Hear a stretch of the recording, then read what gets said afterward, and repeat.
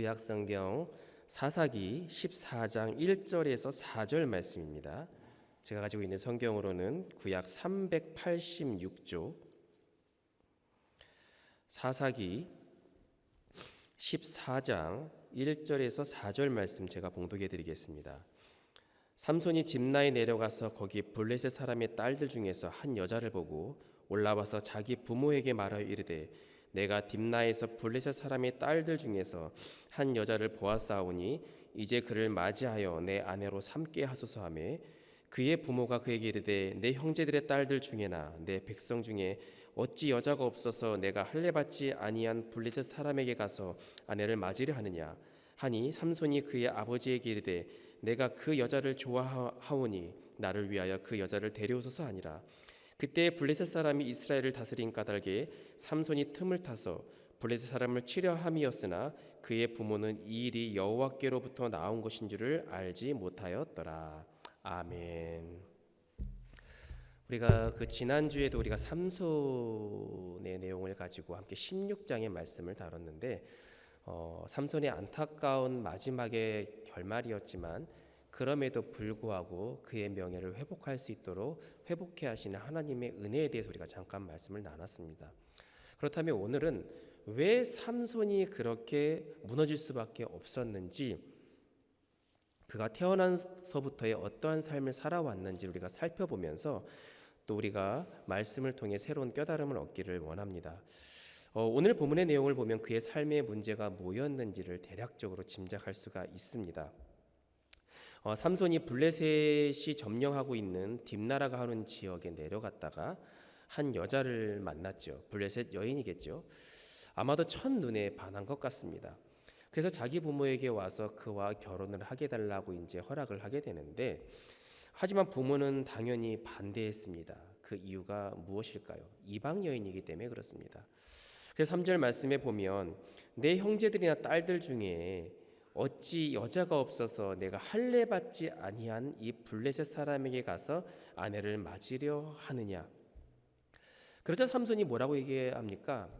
여기는 아마 중간에 아무래도 삼손의 심정이 생략되었을 것 같긴 한데 그것이 무엇이 중요하냐. 나는 지금 그 여자를 좋아하는 게 중요하다. 그래서 그 여자를 데려올 수 있게끔 허락을 해달라라고 이렇게 이야기를 하는 겁니다. 근데 삼손이 여러분들은 어떤 사람입니까? 이미 태어나서부터 이 나신인으로 서약된 사람이에요. 13장 5절의 말씀에 보면 그가 어떻게 태어나게 되었는가에 대해서 잘 나와 있는데, 아이를 갖지 못하는 이 마노아 부부가 하나님께 간절히 기도하게 되면서 원래는 임신할 수 없었으나 하나님의 은혜로 삼손을 갖게 하셨습니다. 그러면서 조건을 건 게 뭐냐면 이제는 하나님의 일을 위해서 쓰임받는 종이 될 수 있게끔 해라. 나실인으로서 그 사명을 감당할 수 있게끔 해라. 이미 그에 대한 나름대로의 이제 조건이 걸려 있는 상황이었습니다. 그러니까는 이 삼손은 자라면서부터 얼마나 그 이야기를 많이 들었겠습니까? 너는 나실인이야. 너는 구별된 자야.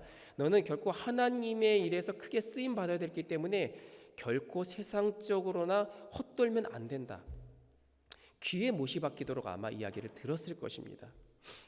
그런데 그럼에도 불구하고 이 삼손의 태도는 어떠했습니까? 오늘 본문의 내용을 좀 해석을 해보자면, 내가 지금 하고 싶은 게 있는데 그런 것들로 인하여 재앙받고 싶지 않다라는 겁니다. 하나님을 믿긴 믿습니다. 하지만 나는 그래도 내가 하고 싶은 거를 하고 싶습니다. 내가 원하는 것을 좀 누리게 해달라는 거죠. 근데 사실 우리가 예수님을 믿으면서 우리가 그리스도인의 신분을 가지고 살아가면서 겪는 딜레마가 아닌가 생각이 듭니다. 우리가 성경대로 어떻게 100% 살 수 있겠습니까? 아마 그럴 수 있는 사람이 있다고 하면 하나님께서 굳이 예수님을 이 땅에 보내실 이유가 없었겠죠. 아니, 예수님이 이 땅에 오셨다 한들 굳이 예수님께서는 십자가에 못 박혀 달려 돌아가실 이유가 없어요. 왜? 우리가 100% 성경대로 살 수 있다면, 우리가 그렇게 노력한다고 하면 우리가 죄라는 것을 짓지 않게 되는 것이고 우리는 천국 백성이 될 수 있기 때문이죠. 우리는 모든 사람이 죄를 범하였으며 하나님의 영광에 이르지 못하더니 라고 말씀한 것처럼 여전히 부족하고 연약한 사람입니다. 하나님의 말씀을 우리가 100% 지킬 수는 없습니다.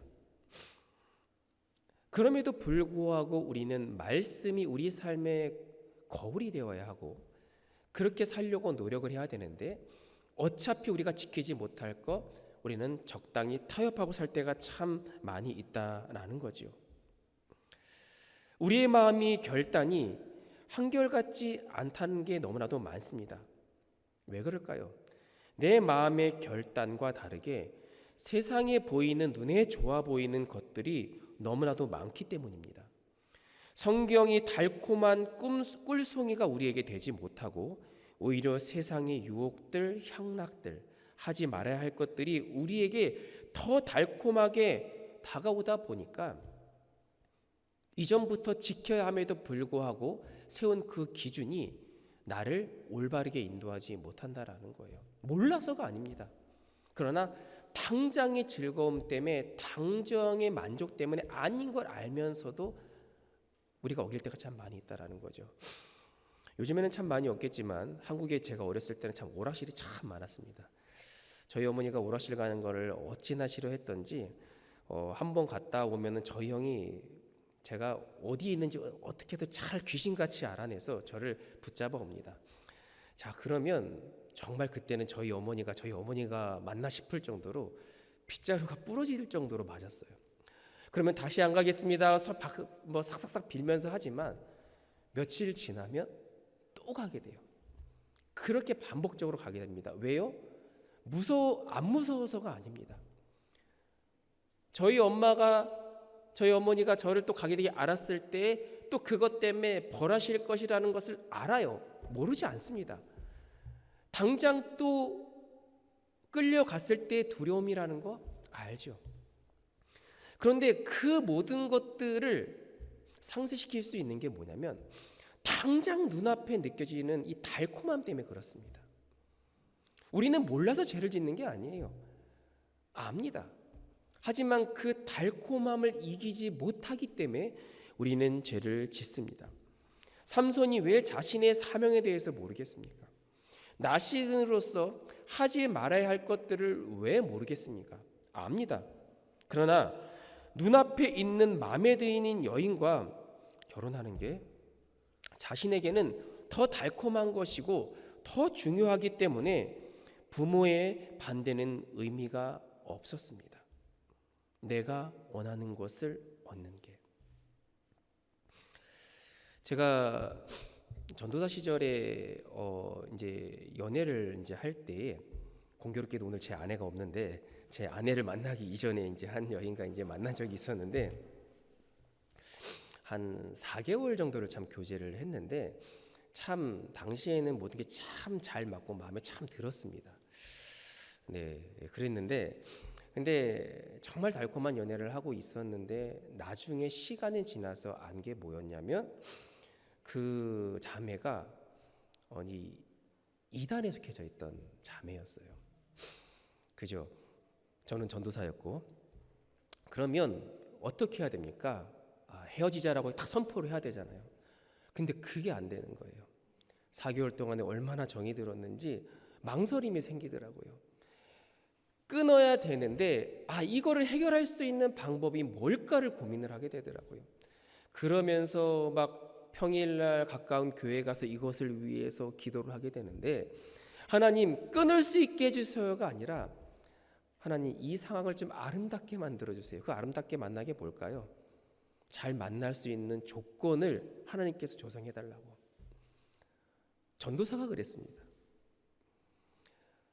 당연히 끊어야 되는 것을 알면서 헤어져야 되는 것을 알지만 우리의 연약한 마음이 당장의 눈앞에 달콤함 때문에 하나님 앞에 다짐하고 결단했던 것들마저도 무너질 때가 참 많이 있습니다. 하지만 은혜로 어쨌든 이 위기를 잘 극복해놨고 세상에서 가장 귀한 제 아내를 만나게 해주셨습니다.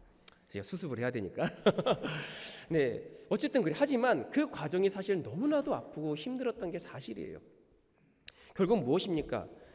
아닌 걸 알지만 끊는 거에 대해서의 나름대로의 망설임과 아픔이 우리는 있기 때문에 알기 때문에 그 아닌 거에 대해서 과감히 결단할 수 있는 그 마음이 우리는 부족할 때가 참 많이 있다라는 거죠.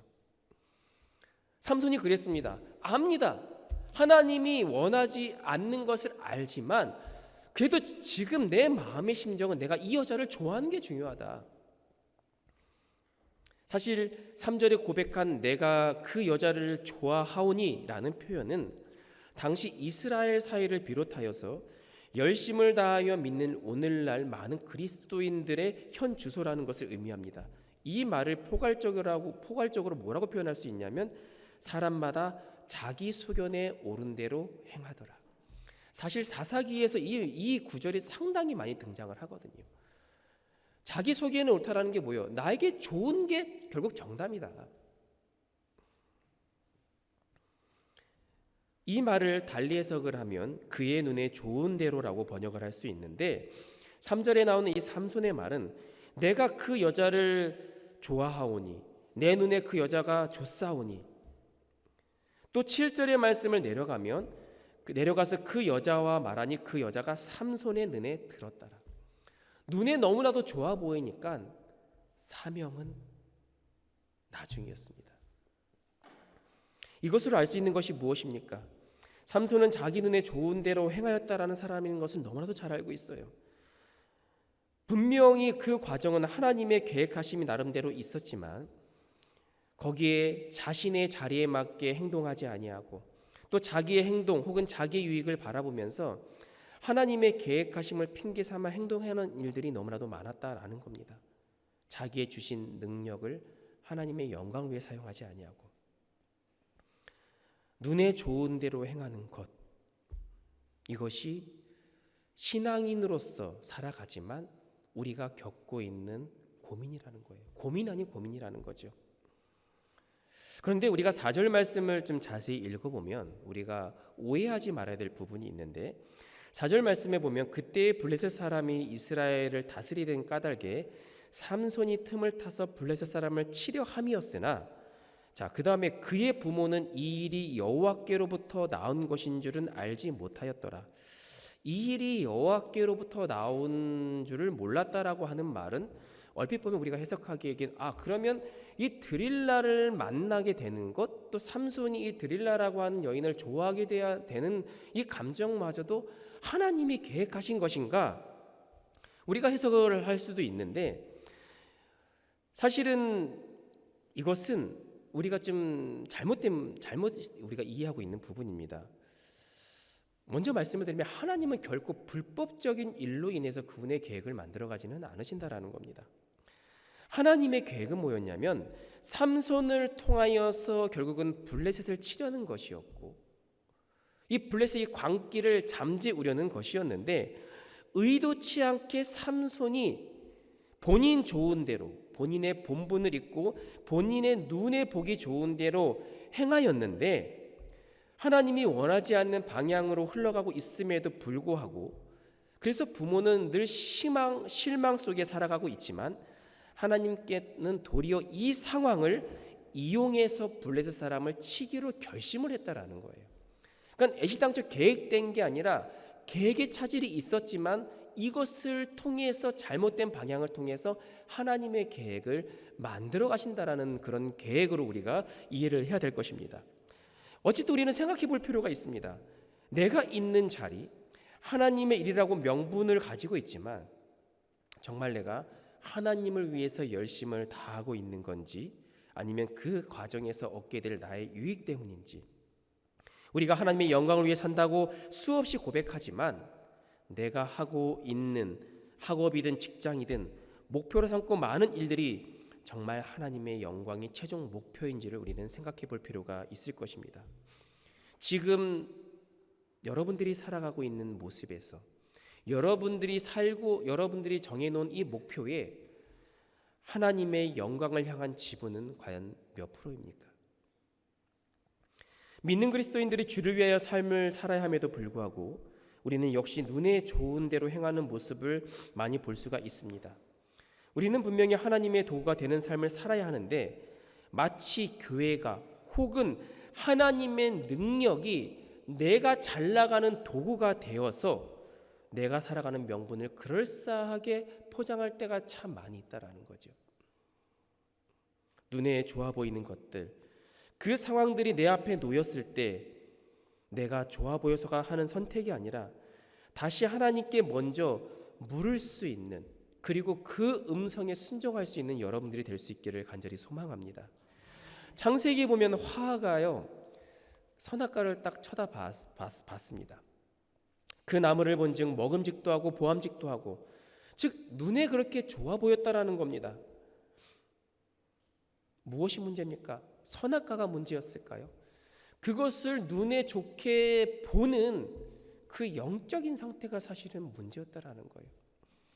사무엘하에 보면은 이 다윗 왕의 가장 이 치욕스러운 장면이 나옵니다. 큰 실수가 나옵니다. 뭡니까? 이 밧세바를 범한 사건이 나옵니다. 그 시작이 어떻게 될까요? 사무엘하 11장 2절의 말씀에 보면 저녁 때에 다윗이 그의 침상에 일어나서 왕궁 옥상에서 거닐다가 그곳에서 보니 한 여인이 목욕을 하는데 심히 아름다워 보이는지라.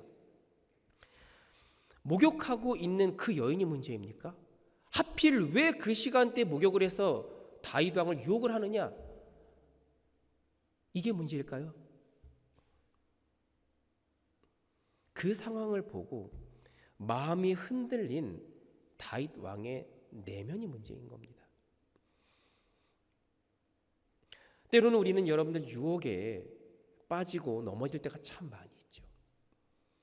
그런데 그 유혹의 정도가, 유혹의 강도가 너무나도 강하다 보니까 어쩔 수 없이 넘어갔다. 나의 내면이 강하면 이겨낼 수 있습니다. 아담이요, 먼저 먹은 게 아니었거든요. 하와가 먼저 먹어보니 너무나도 맛있고 눈이 밝아 보이는지라 그래서 아담에게 주었습니다. 아담이 먹게 되었죠. 나중에 하나님 앞에서 뭐라고 얘기를 했냐면 당신이 나에게 주신 이 여인 때문에 내가 먹게 되었다. 책임을 전가하고 있습니다. 하와가 문제였을까요? 아니요. 그 달콤한 유혹, 좋아 보이는 것들을 과감히 끊어버리지 못한 아담 본인의 자체가 문제였어요. 내면의 문제라는 거죠. 공범이 주범보다 벌을 더 약하게 받을 수는 있을지 모르겠지만 여러분들 그건 역시도 죄입니다. 비록 뱀의 유혹에 넘어간 하와였지만 또 하와의 제안에 넘어간 아담이었지만 모두들 치명적인 죄인이었고 그 유혹 앞에 있는 넘어지는 그 영적인 상태, 마음의 상태에 따라 우리는 넘어질 수 있고 이겨낼 수 있다라는 것이죠. 오늘 본문의 삼손도 마찬가지입니다. 그토록 쉽게 자기 눈으로 보이기에 좋아 보인 이 여인에게 마음을 빼앗길 수 있었던 것은 그만큼 삼손의 영적인 상태가 병들었음을 의미하고 있는 것입니다. 이런 일련의 말씀을 통해서 우리가 깨달아야 하는 것이 무엇일까요? 요한일서 2장 16절의 말씀에 보면 이는 세상에 있는 모든 것이 육신의 정욕과 안목의 정욕과 이생의 자랑이니 다 아버지께로부터 온 것이 아니요 세상으로부터 온 것이라. 자, 우리가 살고 있는 세상의 모든 것들이 육신의 정욕, 안목의 정욕, 이생의 자랑, 유혹거리가 넘친다라는 거예요. 이 말은 무엇입니까? 피할 수 없다라는 거예요. 그러니까 우리가 유혹의 자리 앞에 있는 것은 너무나도 당연한 건데 그 피할 수 없는 것들이 왔기 때문에 내가 넘어갔다가 아니라 하나님으로부터 온 것이 아니기 때문에 하나님의 도우심을 통하여서 피할 수 없는 것들을 이겨낼 수 있는 우리의 힘이 필요한 것인데 이것은 우리의 의지가 아니라 바로 하나님의 도우심 가운데 필요하다라는 겁니다. 즉 하나님의 도우심을 구하는 나의 영적 상태가 건강한 상태인데 그 유혹의 상황에서 넘어간다, 하나님께 구하지 않는다, 그것이 바로 병들어 있는 영적 상태라는 겁니다.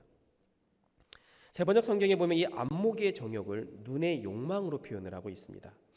타락한 인간의 눈으로 보는 것이 얼마나 위험한지를 경고하고 있는 것인데 오늘도 우리가 하루를 살아가면서 우리 눈에 보이는 것들이 얼마나 많이 있습니까? 은혜로운 것도 참 많겠지만 부정적인 것, 시험 드는 것, 내 마음이 움찔하고 있는 것들이 참 많이 있습니다.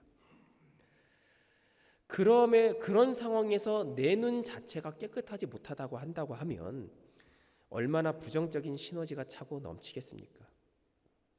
우리 인간은요, 자기 나름대로의 이 안경을 끼고 색안경을 끼고 있습니다. 경험에 의해서 혹은 내가 정해놓은 어떤 가치관, 기준에 의해서 색안경을 끼고 있습니다. 나름대로 자기가 가지고 있는 고정관념이라고 할 수 있는 것인데 그 안경을 고집하고 보기 때문에 부정적인 사람은 하나같이 다 10가지 부정적으로 여기고 자신이 옳다고 여기는 것은 누가 봐도 무조건 옳은 것입니다. 타협을 하지 않습니다. 자신만의 그 안경 때문에 그렇습니다. 이것을 오늘 예배 현장으로 한번 바라보면 같은 예배를 드리고 같은 찬양, 같은 말씀을 듣는데도 어떠한 사람은 냉소적이며 어떠한 사람은 피곤하고 졸린데 왜 어떠한 사람은 왜 은혜의 눈물을 흘리고 결단을 합니까? 입장이 달라서요. 처한 상황이 완전히 달라서요. 그게 아니라 지금 내가 어떠한 영적인 안경을 쓰고 있느냐, 거기에 예배 드리는 감격과 그냥 돌아가느냐, 그 차이가 난다라는 겁니다. 즉 우리가 무엇을 보느냐, 세상적인 안목을 가지고 예배를 바라보고 있느냐, 아니면 하나님의 은혜를 기대하며 영적인 눈을 뜨고 보느냐의 그 차이가 있다라는 거죠. 내가 보기에 옳은 것들, 자기의 소견에 옳은 대로 행하였더라. 당시 성경시대뿐만 아니라 오늘 세상의 트렌드가 아닌가 생각이 듭니다. 내 눈에 보기 좋아하는 것들, 그것을 얻기 위해서 수단과 방법을 가리지 않는 오늘날의 현 세상들, 그런 안경을 낀 채 탐욕의 유혹을 받고 있다면 여러분, 우리 지체할 시간이 없습니다. 왜냐? 내 영적인 상태가 건강하지 않다라는 거예요. 우리가 안경을 잘못 쓰고 내 시력에 맞지 않는 안경을 잘못 쓰고 있으면 어떻습니까? 시력이 더 나빠집니다. 어지럽기도 합니다. 그거는 가감히 버려버려야 돼요. 지금 나에게 유혹으로 인하여서 움찔거리는 상황이라고 한다면 내 눈에 맞지 않는 안경이라는 겁니다. 우리는 가감히 그 안경을 벗고 주님의 십자가로 마련해 주신 안경으로 바꾸어야 세상을 바라보는 시각이 달라집니다. 그 달라지는 게 무엇입니까? 예전에 나의 모습이었다면 넘어가고 움찔했을 것인데 이제 그 상황이 돌보듯 보이더라. 아니, 아예 신경도 안 쓰이더라. 이것이 바로 영적인 건강 상태라는 거예요. 그동안 많은 시험과 유혹 속에 내가 흔들렸다고 한다면 그것을 탓하는 것이 아니라 흔들릴 수밖에 없는 나의 영적인 상태를 여러분들 바라보시기를 바랍니다. 그리고 하나님께 간구함을 통하여 하나님, 더 이상 그것으로 인하여 내 마음이 움찔거리는 것이 아니라 세상을 바라보는, 내 눈에 보기 좋은 것으로 바라보는 그 안경을 쓰고 있는 것이 아니라 하나님이 쓰시는 그 영안의 안경을 쓸 수 있도록 나를 인도하여 주옵소서. 날마다 구하며 세상 가운데 승리할 수 있는 여러분들 되기를 간절히 소원합니다. 창세기 13장 10절에 보면은요, 아브라함과 롯이 땅을 선택하는 장면이 나와요. 같이 있다 보니까 너희 종들도 싸우고 우리의 가축들이 양식이 부족하니까 네가 동쪽으로 가면 나는 서쪽으로 가고 네가 서쪽으로 가면 나는 동쪽으로 가겠다라고 이제 제안을 하게 되죠. 자, 롯이 먼저 땅을 선택을 합니다. 자, 롯이 선택한 곳이 어디였습니까?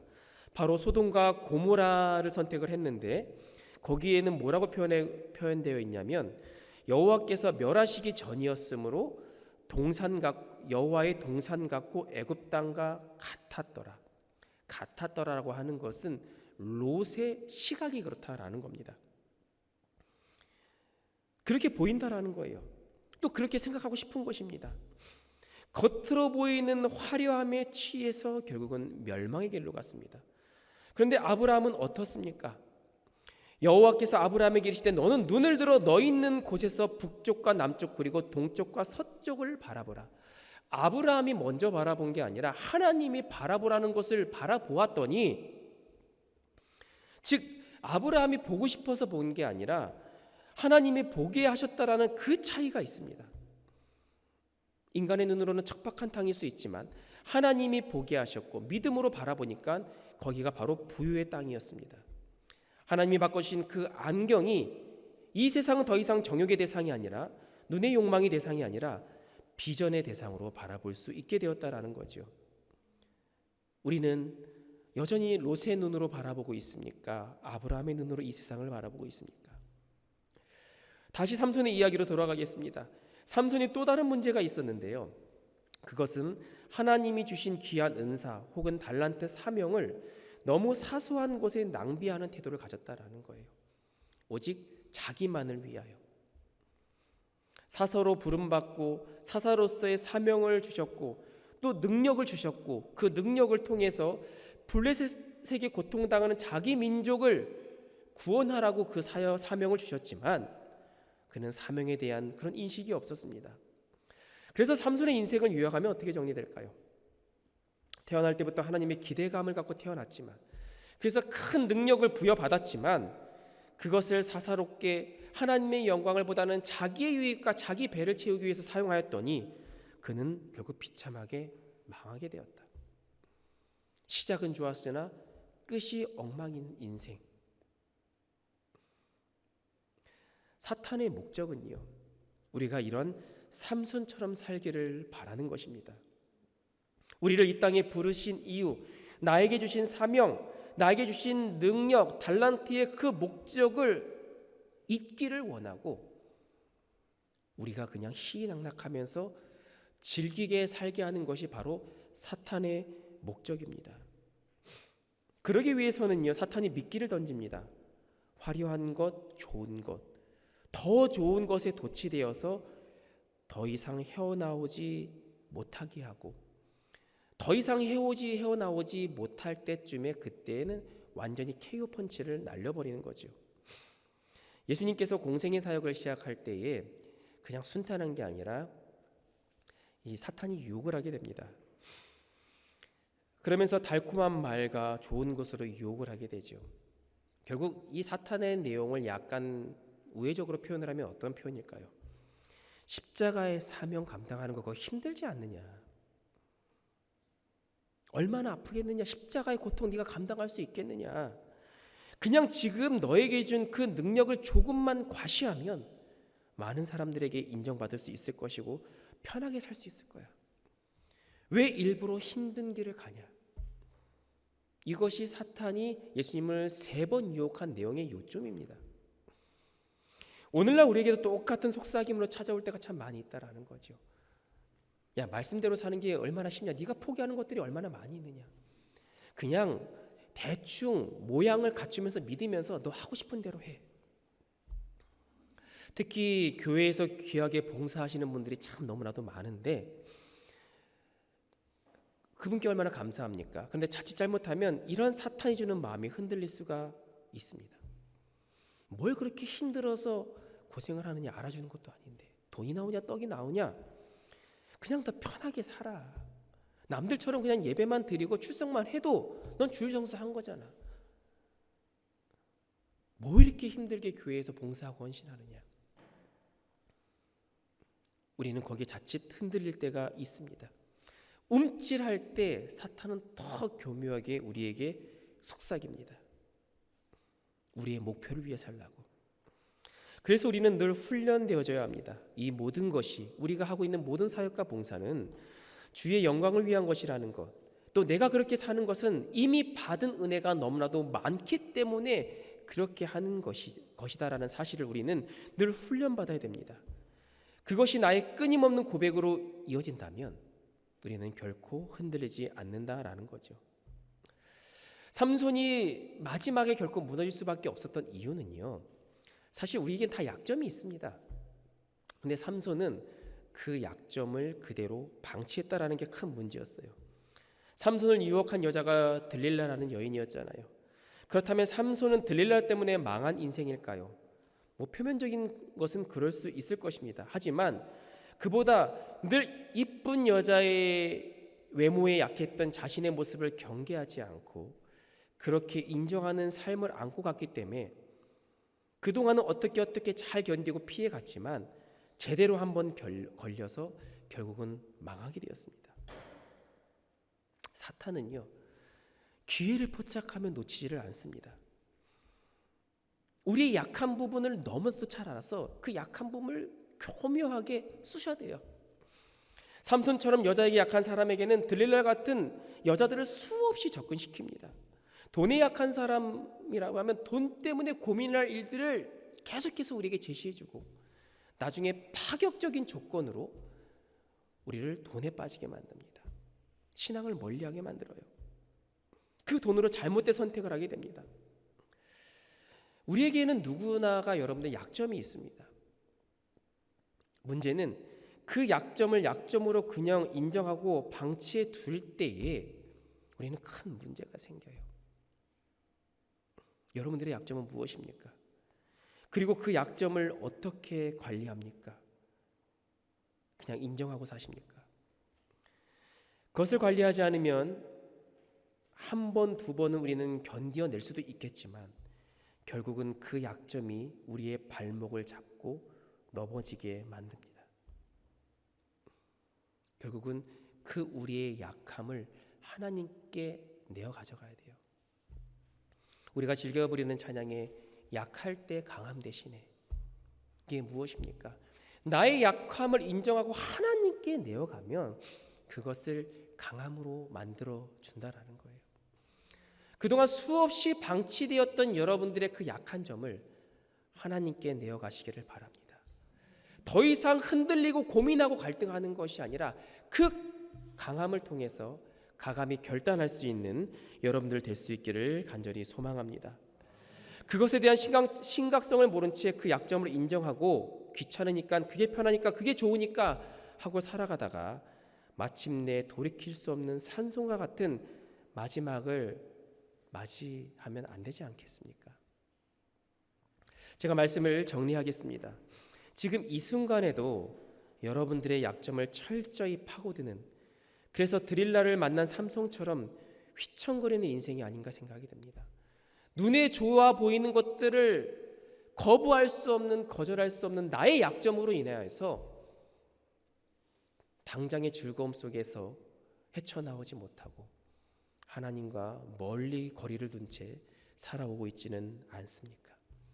그 과정에서 우리에게 주어진 그 사명과 달란트는 까마득하게 잊은 채 나의 영광을 위해서 살아가고 있지는 않습니까?